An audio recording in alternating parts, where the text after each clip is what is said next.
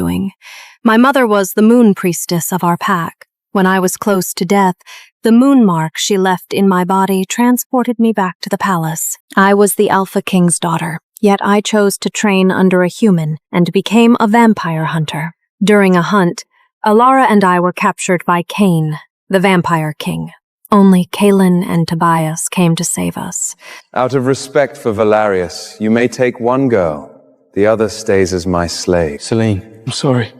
Alara won't survive here. You're stronger than she is. I watched them turn and walk away. I kept waiting for one of them to look back. No one did. Cain laughed, and his claws drove through my chest. As I was fading, a warmth surged through my body. The wound in my chest sealed itself shut, and everything went white. When I opened my eyes, I was lying in my old chambers in the palace. The wound on my chest was gone, not even a scar. It was my mother's doing. My mother was the moon priestess of our pack. When I was close to death, the moon mark she left in my body transported me back to the palace. My father, the Alpha King, was sitting by the bed, eyes dark with worry. Selena, stay home. Don't leave me again. I kept my eyes down so he wouldn't see them fill. I've been with the hunters for 10 years. I should put an end to this. Aurelius has waited 10 years for you. He has refused every match until now. He'll be glad. The day I come back, I will marry him. After he left, I picked up my silver blade from the stand by the window. Nostalgic Valerius had fought through a vampire's lair for 3 days to take that blade. Fonte gave it to me in my 3rd year with the hunters. I wore it every day after that. Warm Kaelin used to tease me about it. Selena treats that blad better than herself. It goes where I go. It breaks when I break. But I was done with the hunters now. I went back to the hunter space and looked for them. I found them in the back garden. Kaelin and I, out on the lawn with Alara. Valerius sat a little apart, sharpening a blade. All stopped when they saw me. Alara ran over barefoot. Selena! Come look! Valerius planted flowers everywhere. Aren't they pretty? She grabbed my hand and pulled me toward the lawn. Moon shadow flowers. Hill to hill, field to field. I had forgotten. Moon shadow was the one thing I couldn't face. My whole body locked up as Alara pulled me forward. My hands started shaking. I pulled back on instinct, and Alara went down. Selene! What is wrong with you? Kaelin was across the lawn in a hurry. He shoved me aside and swept Alara up off the ground. She was just trying to show you the flowers. What did she do to deserve that? Tobias dropped down beside Alara, checking her leg, not even looking at me. Don't. I wasn't watching where I was going. Alara put a hand on Kaelin's arm. You didn't mean it, did you, Selena? She looked up at me. I kept that lawn myself. I cut it flat. Alara had trained for years. She didn't just fall, but I was shaking too hard to say any of it. Apologize. He wasn't going to hear me out either. Are you angry we didn't pick you? The place was full of dark blood, Selena. Alara would have died. I wasn't exactly trained for it either. But you're fine, aren't you? Nothing happened. Don't make it into something. Nothing happened. If my mother hadn't carved that mark into my blood, Cain would have drained me dry. There wouldn't have been enough left to find. I looked at Valerius, the man I had once believed in completely. Why didn't you come for me? Alara was poisoned by the bite. I had to treat her first. So that was it. With all 3 of them, I always came after Alara. I swallowed the iron taste in my mouth. I grabbed my blade, ready to hand it over. Valerius. Selene. It hurts. Don't be hard on Selena. She just got back. Is the poison flaring up again? Easy. I'll cleanse her blood again. Their voices dropped away. The chest wound that hadn't finished healing, and the moon shadow I couldn't stop seeing.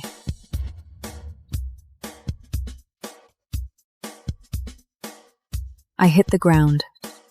Everything went dark. I dreamed of the night my mother died. I was 8 years old. The vampires came. We fought back, but there were too many of them. My mother went down in front of me. Her blood soaked into the moon shadow at her feet and turned it red. I lay down among the bodies and couldn't get up. Valerius found me there. He had come to reinforce the battle line and stayed to clear the dead. He pulled me out and took me back to the hunter's base. When I woke up, Moonshadow made me freeze. My vision went red and my whole body shook. One look at those flowers and I was back in that field, every time. Valerius took me on as his apprentice. She's new. Look after her like she's your own sister. I knew humans feared werewolves, so I hid what I was. I learned to fight the way they fought and train the way they trained and let them think I was one of them. They were nice to me. They taught me every move, every technique, patient even when I was slow to learn. I was hurt only once. A vampire bat caught my shoulder and opened it up. Kalen locked himself in the training ground after that and didn't come out for months. Tobias went into vampire territory alone to avenge me. Selene, I swear, I'll be better. Nothing will touch you again. Valerius never once blamed me for slacking off or missing training or complaining through every session. He just quietly tracked out rare medicines and kept building up my strength. I wrote to my father, "I'm doing well here. They treat me like family." I turned down Alvarius's proposal. I wanted to stay with the hunters forever, with Valerius and Kalen and Tobias. I woke up still on the back hill. By then it was deep into the night and the flowers had all died, leaving nothing but ice and snow. I got up and walked back on stiff legs. The main hall was lit and warm. Figures moved through the windows. Valerius, Kalen, Tobias, all three of them, keeping Alira company. I pushed open my own door. Dark. Cold. I had just laid down when footsteps came hard down the hall and the door swung open. Selena. Wind the Moonheart Lily blew in with I need it. The Moonheart Lily bloomed only in the moonlight. It could cure any poison. Just in time. Happy birthday, Selem. This one's from me. May nothing ever harm you. May you always be well. That was all behind me now. My throat ached. Kalen, that's my birthday gift from Valerius. Alara isn't getting better. We've tried everything. If the darkness takes hold, it won't let go. The Moonheart Lily is the only thing left. This isn't the time to be difficult. She was still defending you today. You heard her yourself. Can you really just watch her fall? My heart went cold enough to shake me. Lara didn't need the lily because the darkness was taking hold. She had been after it for a long time. She just needed an excuse. And here was Kalen, not seeing it. And if I say no? Selene! She's like a little sister to all of us. She was still standing up for you today, and you'd let her fall over one flower? How can you be this cold? Don't waste time talking. She'd keep it somewhere the moonlight reaches. The northern grotto. I went after them as fast as I could. I was too slow. By the time I reached the northern grotto, the lily was already out of the ground. Tobias had it in his hands. Roots bare, white petals laced through with thin red threads, already going limp. 10 years of my blood, a drop at a time. Give it back. At that moment, 2 more figures came through the grotto entrance. Valerius, with Alara in his arms. Alara's face was tight with pain. She looked at the lily and shook her head. Don't take it. That belongs to Selna. He wiped the blood from the corner of her mouth. His face was soft in a way I had never seen on him. Valerius gave it to her. Alara, one flower is nothing if it heals you. I was the one who found it. It was just sitting with Selena going to wait. I looked up fast. Composed, cold Valerius. I made one last try. Valerius, I fed that lily 10 years of my own blood. Are you really going to give it to her? He looked at me, disappointment in it, weariness, something close to irritation.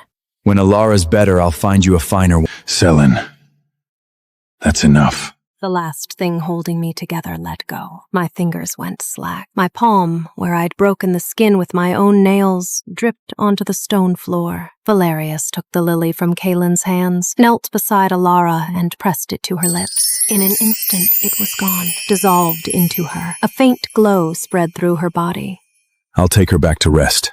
The rest of you, get some sleep. Kalen stopped in the doorway. He looked back at me, at my bleeding hand and my shaking leg. We spoiled you too much. That's the problem.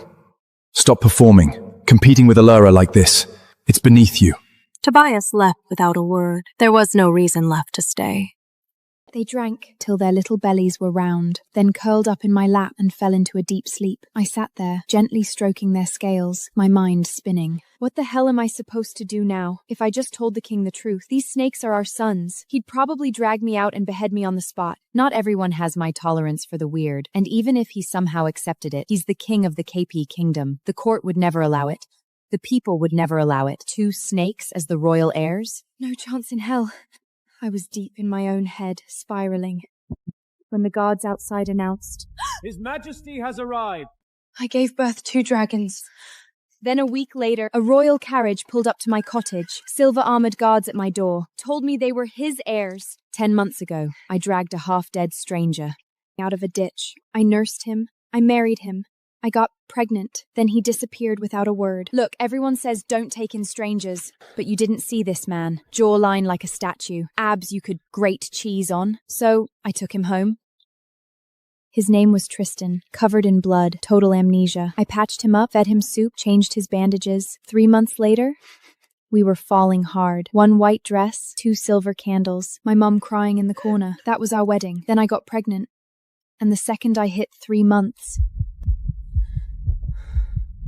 his memory came back. No goodbye, just a note on my pillow. Important business. I'll come back for you. Yeah, right. I knew what that note really meant. He'd remembered who he was, and whoever he was, a broke country girl with a baby bump didn't fit the picture anymore. He wasn't coming back. He was running. Everyone warned me labor would be hell. 9 months of dread for nothing. When the day came, 2 pushes, done. No screaming baby, no crying. Just my mom, screaming like she'd seen the devil. Something cold slid down my leg. Something slimsy. I sat up. And there they were, 2 baby dragons, curled on my blooded sheets, tiny wings folded against their backs, looking right at me, blinking. 7 days later, I was still in shock. Then I heard hooves. Dozens of them. A royal carriage pulled up to my cottage, silver-armored guards at my door. A letter, sealed in gold wax, handwriting I'd recognize anywhere. From Tristan. The captain knelt. By order Of His Majesty, the King requests his queen, and your child, by royal decree, is to be named heir to the throne. The king. the bleeding stranger I pulled out of a ditch, the man who left a note on my pillow and ran. He was the king. I looked down at the royal decree in my hand, then over at the 2 dragon cubs napping on my pillow. One of them yawned, showed me his tiny fangs. Hey, you two, think you're ready to rule a kingdom? These 2 dragons? Absolutely beautiful. Bright-colored scales, silky as silk. Tiny, perfect fangs. Just like if dragons also had a beauty pageant, my dragon would sure win the championship. But that's the problem. They're not human. I turned to my mom, my whole body going stiff. Mom, be honest with me. Do we have shifter blood in the family? Werewolf ancestors? Some kind of cursed great-grandma? She looked like she'd just been slapped. What is wrong with you, Willa? Our family has been honest farmers for generations. There's no monsters in our blood. Those stories are just old wives' tales. I pointed at the bed. Then how do you explain those? Mum looked at me, looked back at me. Her face went sheet white. A human giving birth to things like this? Willa, this is a dark omen, a curse. If anyone in this village finds out, they'll drag you to the woods. They'll tie you to a stake. They'll burn you alive. Before I could react, she grabbed a rough cloth off the table. She scooped both snakes up and started bundling them tight. She was going to dump them on the mountain, feed them to the wolves. The babies had no idea. One of them stretched, yawned, and then those big golden brown eyes locked on mine, just looking at me, and something inside me broke. Mom, stop! I carried them for 9 months. I felt them move inside me. They are mine, and I am not letting you throw my babies to the wolves. Willa, if anyone sees them... Then no one sees them. We tell the village I had a